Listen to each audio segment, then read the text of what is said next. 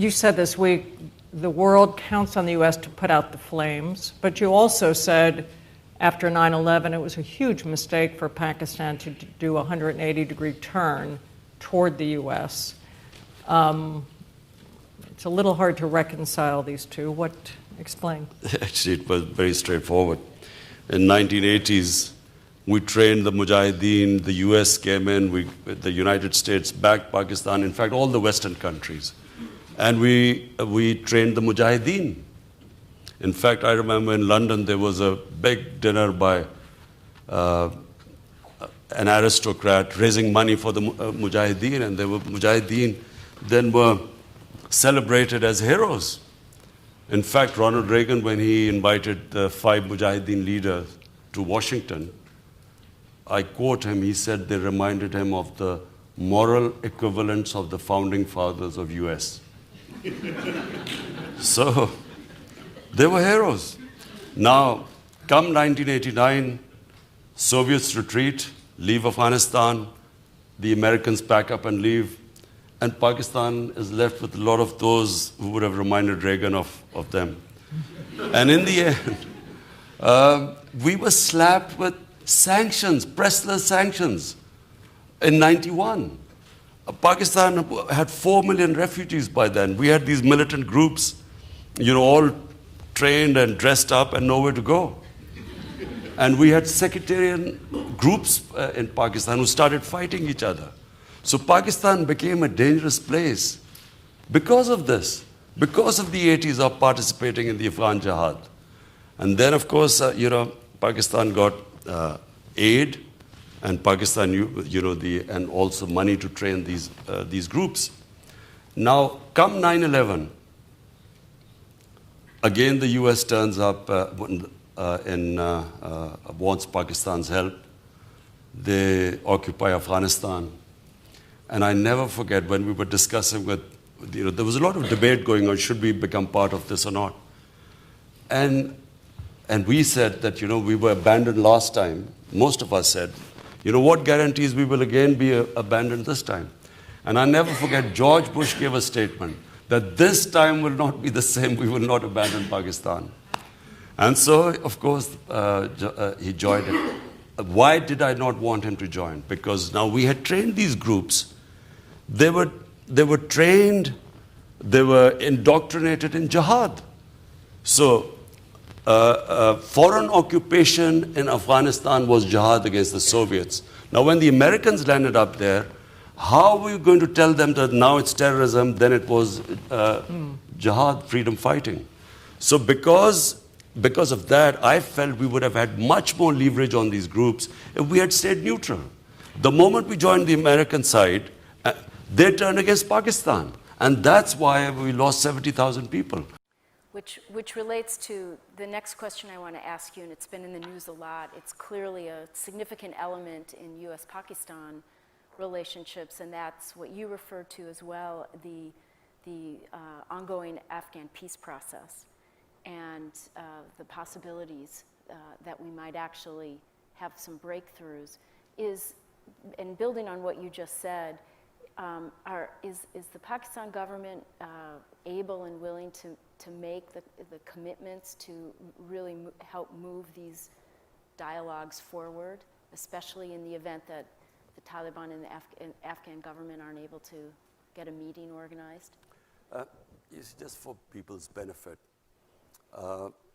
The fear amongst the Pakistan military establishment was always that there would be a two-front situation.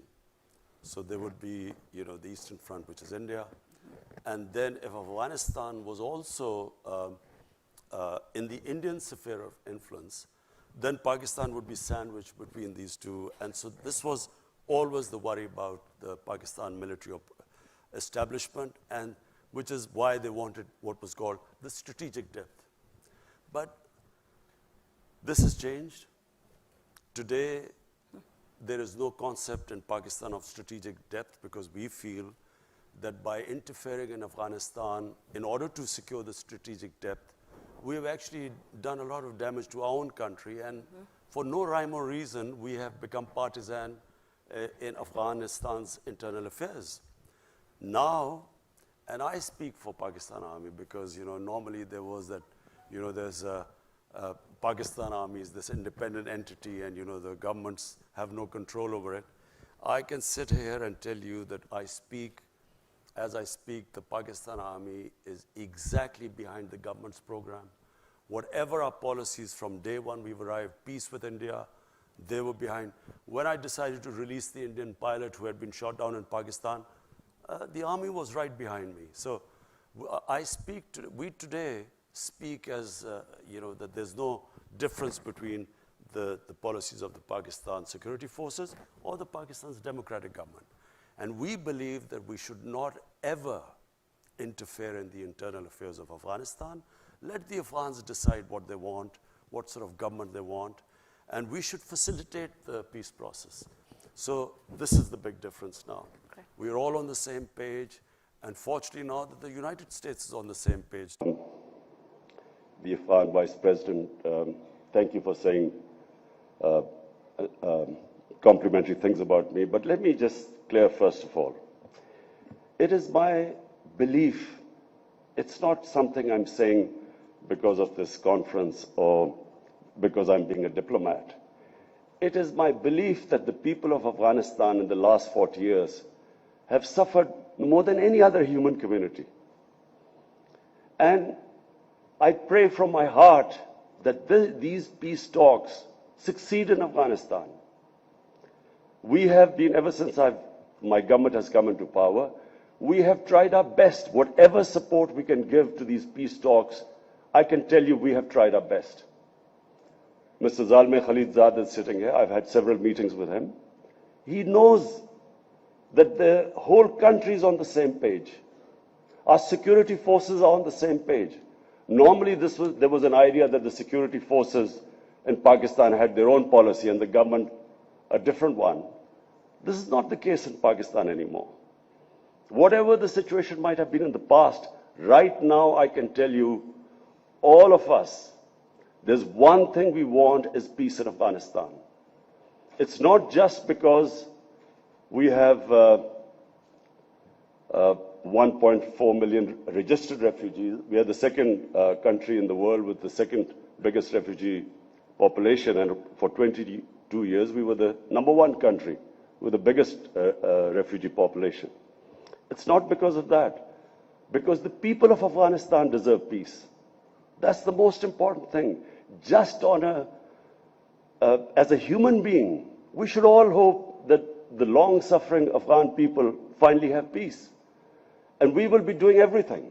We are doing everything to facilitate this process. And not only doing everything, we are praying that this peace process... Okay, this is going to be time now to talk about regional issues and Afghanistan in particular. You have encouraged all the parties to resume talks. Let me ask you this specific question, Mr. Prime Minister. The ultimate goal of the peace talks is eventually to see peace and stability in Afghanistan. Do you think that the best formula would be a power sharing between the government in Afghanistan and the Taliban? Look, Hashim, this 19 years of war in Afghanistan has created such divisions in the society. There's been so much bloodshed that for anyone to believe in this utopia that suddenly they will all get together and there'll be peace, I'm afraid it's a very complicated situation. But given the complicated situation, and by the way, I was the one who kept saying that there was never going to be a military solution, that there should be a political solution.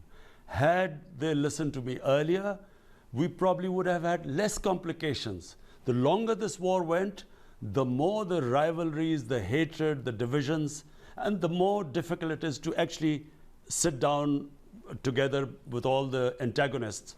But this is the nearest we have got to peace in Afghanistan and a political solution. But then what's the end game from a Pakistani perspective? What is the end game here from a Pakistani perspective? Would you enjoy or welcome the idea of a power-sharing agreement where the Taliban, along with the political establishment now in Kabul, come together and form a national unity government? Are you in favor of that formula? Yes or no, Mr. Prime Minister? Hashim, whatever the Afghans think is good for them is good for us. Okay.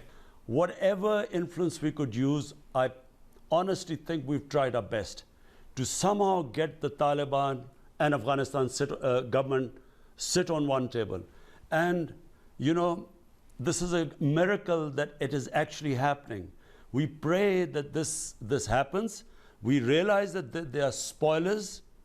I'm afraid there's certainly one country, India, which does not want it to happen. And this is exactly what I wanted to ask you.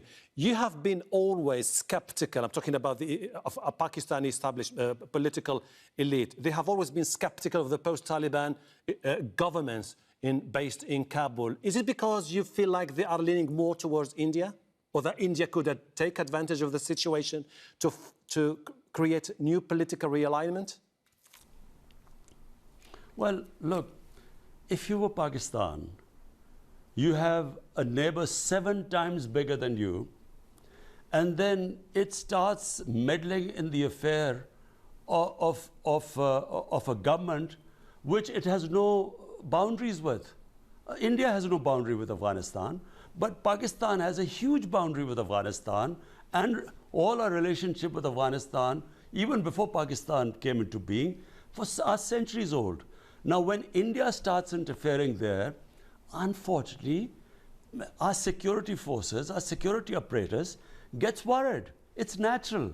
It would happen to any other country. But we have decided, we in Pakistan have decided, we don't care what India does there, but whatever is good for Afghanistan is good for us.